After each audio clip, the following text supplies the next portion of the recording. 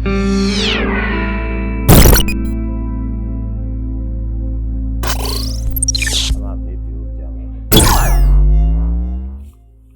everybody and welcome back to my channel, Technochachi, where we speak about the church and technology. Technochachi, cool, right?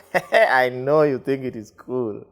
Today we have an amazing topic to speak about. But before we do that, let me say a big thank you to those who have supported the channel so far, those who have subscribed, those who have liked the content, those who have shared, those who have dropped a comment there, and even those who have sent me messages giving me ideas of topics and things to talk about in the channel. All right? I'm very grateful. Keep subscribing. If you have not, there's a subscribe button down there. Do that, my friend. All right? The other thing I was asked to do was to do a little introduction of where I practice my technology. I'm a technician at Christ is the Answer Ministries, mostly known to most of you as Sitam. Right now I'm at Sitam Gong, and so if you want to get me, that's my station. All right, let's dive right into it. Today's topic is I'll be doing a seven series of sevens. Yes, like the first one was seven skills. So that was the first. So I'll do 7 videos of 7 things, right? Like the 7 skills. There'll be 7 software that you need to know, 7 blah blah blah things. You get what I'm saying? Good. Today I'll be doing 7 tools that a church technician need to have. 7 essential tools that a church technician need to have. All right? Let's dive into it. To start us off is the tester. As small as this thing looks, it is a very important tool to a technician. It is what you use to test if your AC power supply has power. All right?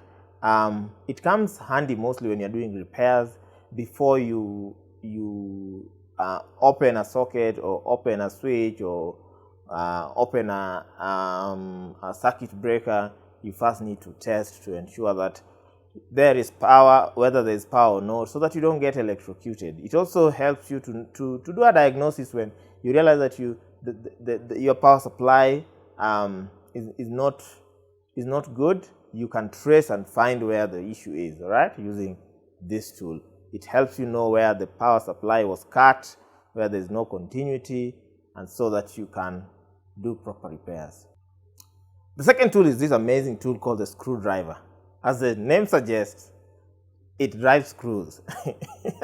It does not drive them crazy, but it simply drives them into wood or into a surface. For example, you have a screw you want to drive into a wood or into a screw thread, like maybe you are repairing sockets, or you want to open one of your equipment to know where the problem is.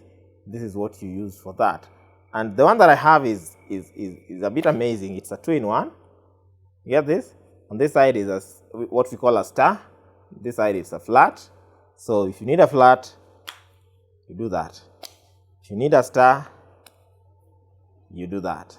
The third tool a technician needs to have is a side cutter. This one is simply used for cutting cables and wires to a required length.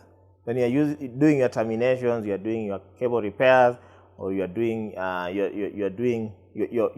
making a new audio cable, a signal cable, a power cable. It generally cuts any cable.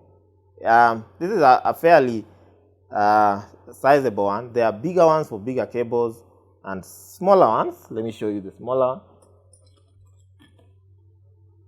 This is the smaller version of this.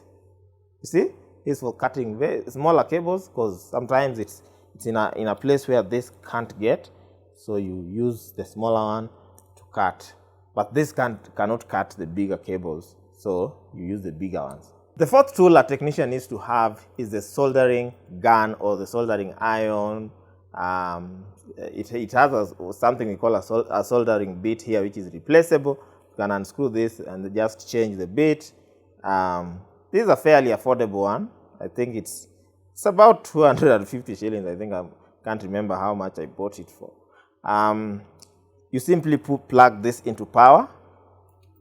Then power, there's an element inside that hits the iron, and then it is this iron that you put on the solder, and then the solder melts, and you use to repair your cables or do repairs for your electronics. Maybe it's a resistor that needed replacing, or a transistor that needed replacing. This is what you use to solder them on the motherboard. The fifth tool you need is a crimping tool. It's mostly used in networking, where you need to make what most of us know as the LAN cable or the internet cable. The cable you use from your access point to your computer, that's what most people call LAN cable. Depending on the category of the cable itself, it can be a Cat 5, a Cat 6. Some use a Cat 7. There are even smaller ones like radio cables that you can also make with this. All right. It has a cutter here. I don't know if you're able to see. There's like a cutter here you use for cutting the cables. Another one is here. So you put the cable. There's like a hole here where you put the cable. It holds the cable. Then you snap, and the cable gets cut. All right. And also then after that, the crimping part. Here's the crimping part. This one has three holes, depending on the number of pins that your RJ it's called an RJ connector. That connector that gets into the computer for internet, it's called an RJ connector. So there's a place for four pins. There's a place for 6 pins. And there's a place for 8 pins. All right. So mostly we use the 8 pins because that's what our Cat 5 cables use. The RJ45. Yeah. Most of the time we do the RJ45. Yeah. 4 pin and 5 pin I think are a bit older, but in some areas they are still usable. The sixth tool you need is this magic tool. As small as it is, trust me, if you want your church drama to be your friend, always have this tool. This is called an Allen key. Yes, some call it an Allen key, some call it a drum key, or a drum tuner. It has a fairly a number of names. It's used for tuning drums. One day I'll also demonstrate how this works for tuning drums.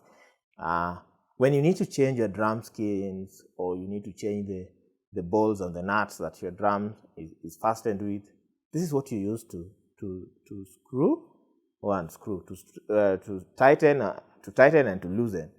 This is the tool that you need. This is an essential tool, my friend. You need it, especially when you realize that your drums are sounding a little bit off.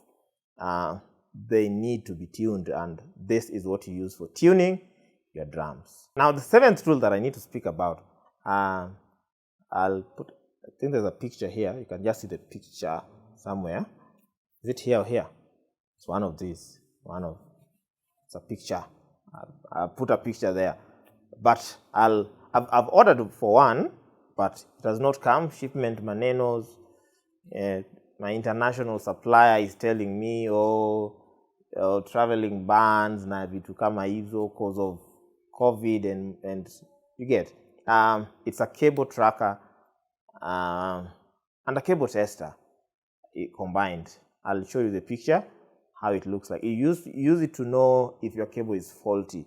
Because sometimes you've done your terminations well, you've put your connectors and everything looks okay, but the cable is still not working. Possibly your cable is broken somewhere, and so use the tracker or you use the cable tester to test that. I promise you, in the next video, I will show you what a cable tracker is. Okay? So because I have not showed you what a cable tracker is, allow me to show you a bonus tool that you need. As a matter of fact, I think you need this more than any other tool. Trust me. This is the tool you need. You need this more than any other. As a matter of fact, I think it should be the most important tool a technician needs to have. a bottle opener. You know where this one is used, right? Most of you know it. I see how you're looking at it. This one is used for opening sodas, because in church, you have to be smart. They will provide sodas when events are there, whether it's a wedding, whether it's a conference. Sometimes they get generous and provide you with sodas. Don't go about using your teeth to open sodas. You always need to work with this tool, my friend. You need to work with this tool, okay?